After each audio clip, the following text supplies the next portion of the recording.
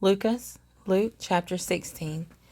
And he also said to his taught ones, There was a certain rich man who had a manager, and he was accused to him as wasting his possession. So having called him, he said to him, What is this I hear about you? Give an account of your management, for you are no longer able to be manager. And the manager said within himself, What shall I do? For my master is taking the managership away from me. I am unable to dig. I am ashamed to beg. I know what I shall do, that when I am removed from the managership, they might receive me into their houses. And calling every one of his master's debtors to him, he said to the first, How much do you owe my master? And he said, 100 measures of oil. And he said to him, Take your bill and sit down quickly and write 50. Then to another he said, And how much do you owe? And he said, 100 measures of wheat. And he said to him, Take your bill and write 80. And the master praised the unrighteous manager because he had acted shrewdly, because the sons of this age are more shrewd in their generation than the sons of light. And I say to you, make friends for yourselves by unrighteous mammon, that when you fail, they shall receive you into everlasting dwellings. He who is trustworthy in what is least is trustworthy also in much, and he who is unrighteous in what is least is unrighteous also in much. If, therefore, you have not been trustworthy in the unrighteous mammon, who shall entrust you the true? And if you have not been trustworthy in what is another man's, who shall give you what is your own?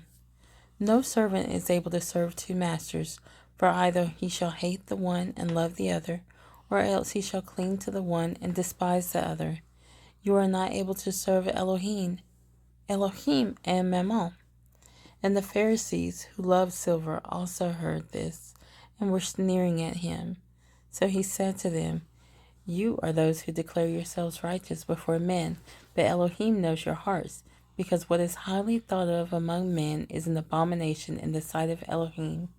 The Torah and the prophets are until Yochanan. Since then the reign of Elohim is being announced, and everyone is doing violence upon it. And it is easier for the heaven and the earth to pass away than for one tittle of the Torah to fall. Everyone putting away his wife and marrying another commits adultery, and everyone marrying her who is put away from her husband commits adultery. But there was a certain rich man who used to dress in purple and fine linen and lived luxuriously every day. And there was a certain beggar named Eleazar, being covered with sores, who was placed at his gate, and longing to be fed with the crumbs which fell from the rich man's table. Indeed, even the dogs came and licked his sores. And it came to be that the beggar died and was carried by the messengers to the bosom of Abraham. And the rich man also died and was buried. And while suffering tortures in Sheol, having lifted up his eyes, he saw Abraham far away and Eleazar in his bosom. And crying out, he said, Father Abraham, have compassion on me, and send Eleazar to dip the tip of his finger in water and cool my tongue, for I am suffering in this flame. But Abraham said, Son, remember that in your life you received your good, and likewise Eleazar the evil. But now he is comforted, and you are suffering. And besides all this, between us and you a great chasm has been set, so that those who wish to pass from here to you are unable, nor do those from there pass to us.